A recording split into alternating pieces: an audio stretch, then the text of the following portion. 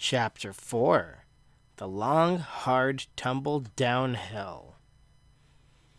I set my alarm the next morning for 7 a.m., and after a shower and eating some cereal, I took a seat at my computer ready for my first official workday.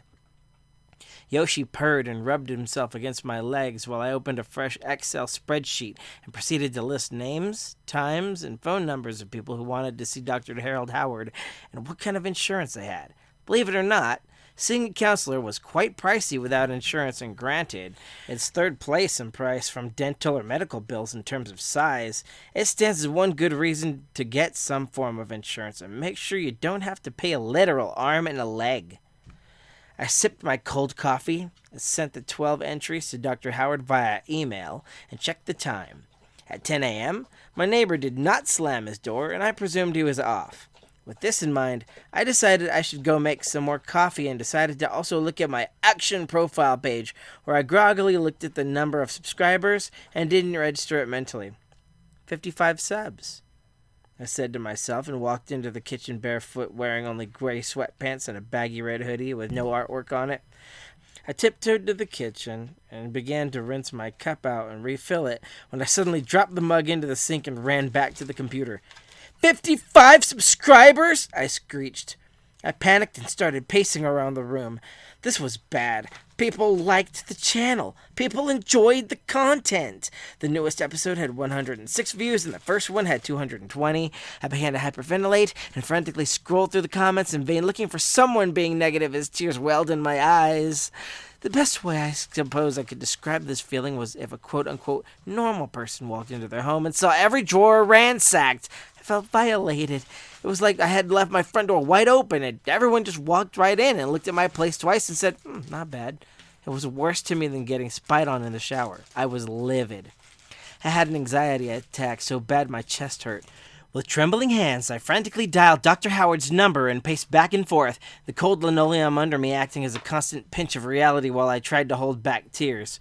He finally answered after about, no joke, 16 minutes of nonstop calling. "Hello, Dr. Howard," he said.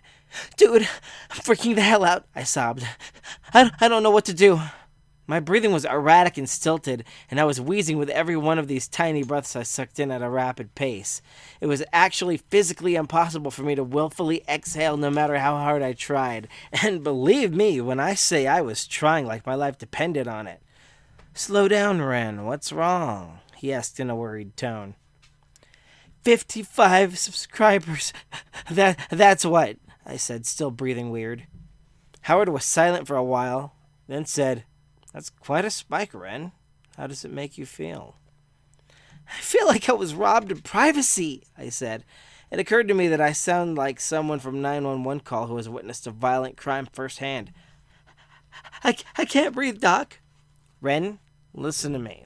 Sit down, okay? Sit somewhere comfortable where you can fully relax your body. Put me on speaker and completely relax." I laid on the couch and placed the phone on the armrest. "Now what?" "Block out everything except the sound of my voice. Breathe in, really deep, really slow. Now breathe out, really deep, really slow. In, out, in, out." After this, I felt better, but the numbers still gave me anxiety. "I can breathe now." "Good, Ren. Now," he said, "what is it about this number that makes you feel so violated and exposed?" "I've always tried to just stay in the background or under the radar," I said. "Even in elementary school, when there was a school play, I refused to participate and ended up just playing the part of a tree or a rock or lip-syncing all the songs while other kids took the spotlight." "You were a rock?" he asked. "How does that even work?" "You wear a gray blanket and you just sit there staring at the audience. It's stupid. Listen, I didn't expect to get a dozen people, but that was the maximum of randos I anticipated would even see the videos. The numbers tell that these people have watched them about twice and shared them.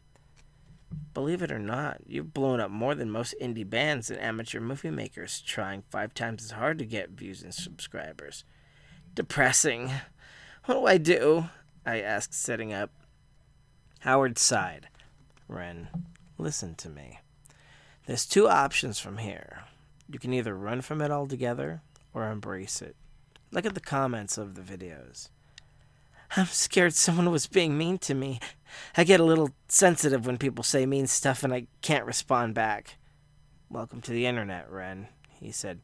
Understand that you've made an impact for these people somehow and that their comments will tell you why. Maybe you and they can form a connection through similarities or differences and bond over them. I made it to the desk and began to scroll the comments and actually read them. Am I overreacting to all of this? I asked him. No, he said. You have a right to feel the way you do. Your feelings are valid, and you have every bit of my support. Anxiety is real and treatable, and if you need anything else, don't hesitate to ask. I breathed much easier. Thanks. Oh man, I needed to hear that so badly. No problem. Need anything else? I spoke as I read comments. No, I sent the latest dozen or so entries to your inbox for the coming week. Gotcha.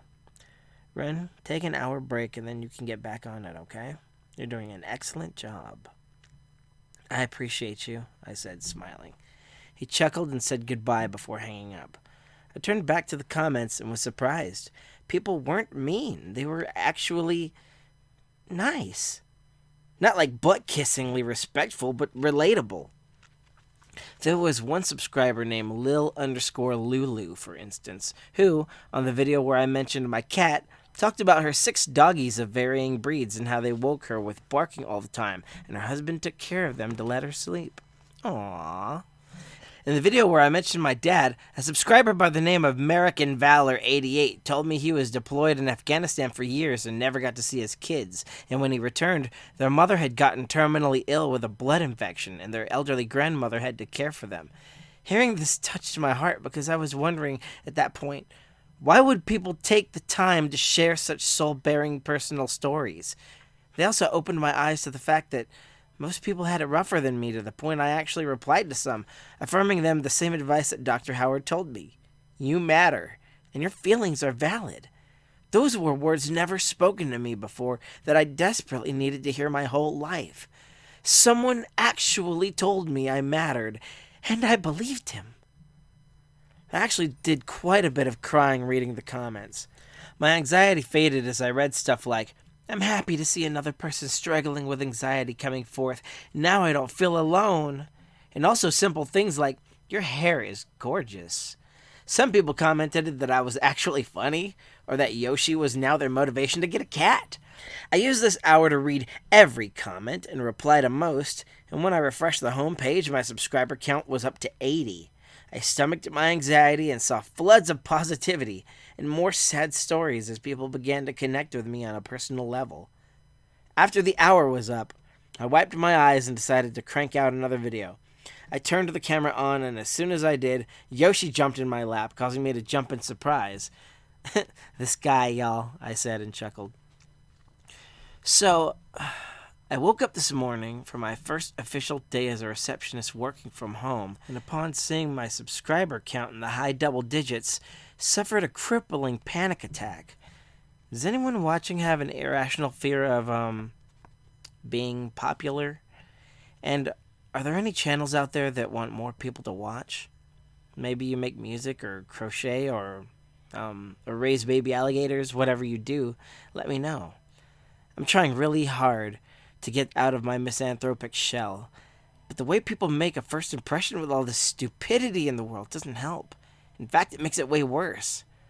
Actually, if you want to know the truth, Yoshi here is my first and only friend. And that cute boy that offered me a ride the other day delivered a pizza I ordered last night. On that note, you gotta try the Mamma Mia Mega Pizza at Wise Guys. What was I saying?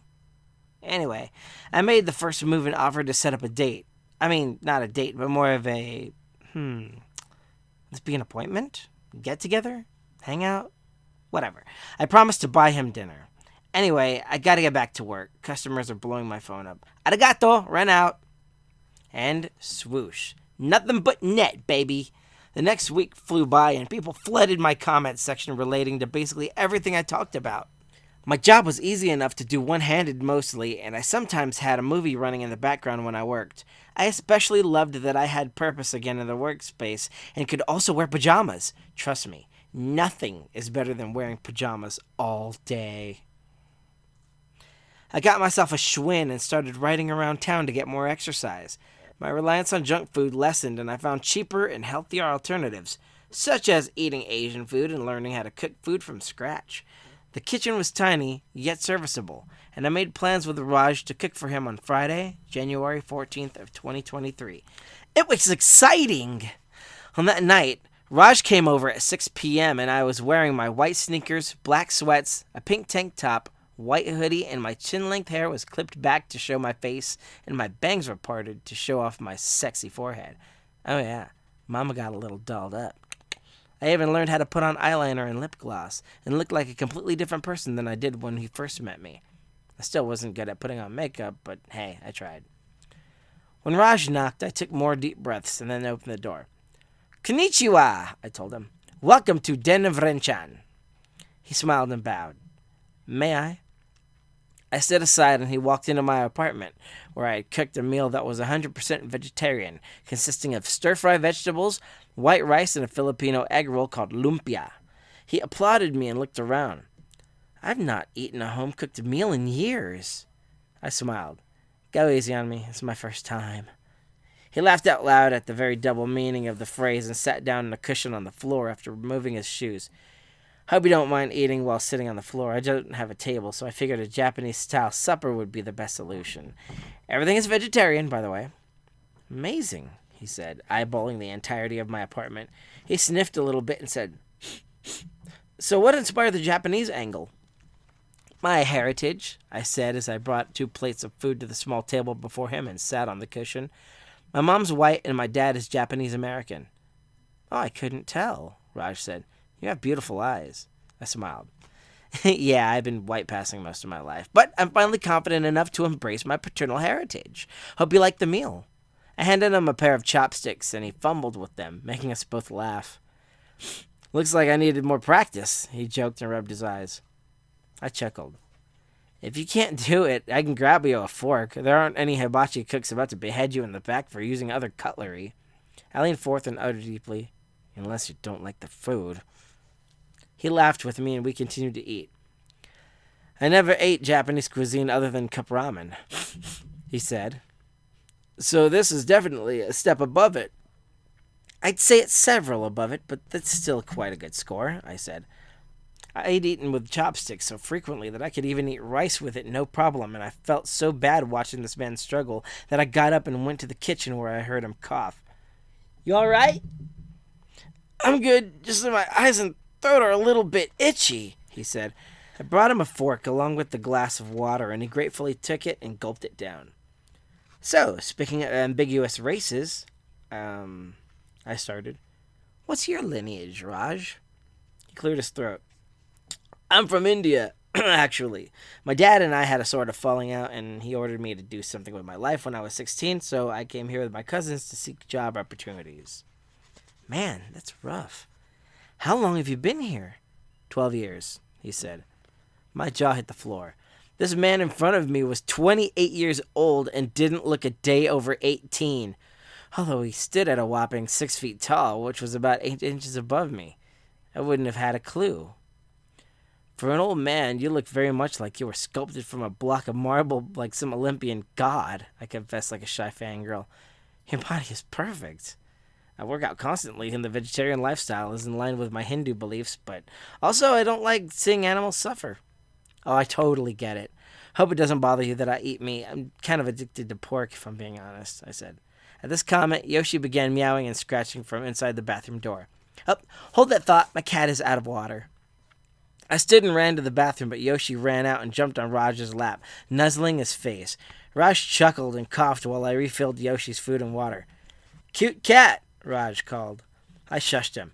"Not so loud. Pets aren't allowed in this apartment," I said, and as I tried to close the bathroom door, whack! Yeah, no need to explain what that noise was. I pushed in the cabinet door and chuckled as I went over to him and grabbed Yoshi. "See, Yoshi? I knew I had a pretty pussy. Cat, that is. He was gently thrown into the bathroom, and when I turned back to Raj, the first words out of my mouth were that of shock. Dude, are you okay? I can't breathe, he gagged. His face was swollen horribly. He had hives rising on his hands and cheeks. His eyes were watery and swollen almost completely shut, and I was so embarrassed that being struck dead on the very spot where I stood would have been a best-case scenario to spare me further shame. Hospital, I gasped, and I helped him stand. I shouldered him to the car's passenger seat and then buckled myself in. Don't worry, Raj. I'll drive you to... What the hell? Why are there 3 pedals? Manual, Raj wheezed. Transmission. Who drives a stick in the year of our Lord 2023? I snapped. He tried to give me pointers on how to drive while I was in full-blown panic mode. I eventually cried for him to shut up, and we crawled down the street at 1 mile per hour until we reached the ER as his throat swelled up to the point he sucked air through a hole less than the diameter of a sewing needle. The very instant I pulled up to the curb, the passenger door opened and he tumbled onto the concrete. I threw the car in park and ran to help him, guiding him to the glass automatic doors and accidentally slammed him into it as it opened. Crap, sorry, I said as I struggled to keep him standing. I cried hysterically as a waiting room full of people stared on. I cut the line and ran to the counter in a full-blown anxiety attack. Ma'am, please help my friend. You'll have to wait your turn, the woman said sternly. Can't you see there's a whole line here? I heaved and backed away from the counter and screamed at her. Do get back there and get my friend a doctor, or I swear to God I will scream nonstop until everyone goes deaf! I sucked in a breath, ready to let out a glass-shattering shriek when the lady took the phone receiver up and dialed something. Immediately, a room was given to Raj, and 2 ginormous men in security outfits zip-tied my wrists and ankles to a chair to restrain me with maximum legal force, while I bawled harder than the wettest, grouchiest infant in history. After sitting there for a good 2 hours, enduring the judgmental stares of all around me and eventually panic-attacking myself to sleep, Raj emerged looking better, and I ran up to him, putting my face to his chest the very second the zip ties on my wrists were clipped by security. What happened? I asked. He hugged me and said, Turns out I'm deathly allergic to cats. At that moment, my heart broke completely. I could never be with Raj and have Yoshi. I would have to give up something I loved either way, and unfortunately for Raj, I needed my cat. I wasn't fully a people person yet and felt crushed like the world was against me. As he drove me home, he took note of my sad demeanor and commented, I had a nice time. Yeah, I thought sarcastically. My favorite part was when you almost friggin' died of anaphylactic shock. No need to lie. I ruined everything, I grumbled. No, you didn't, he cooed softly.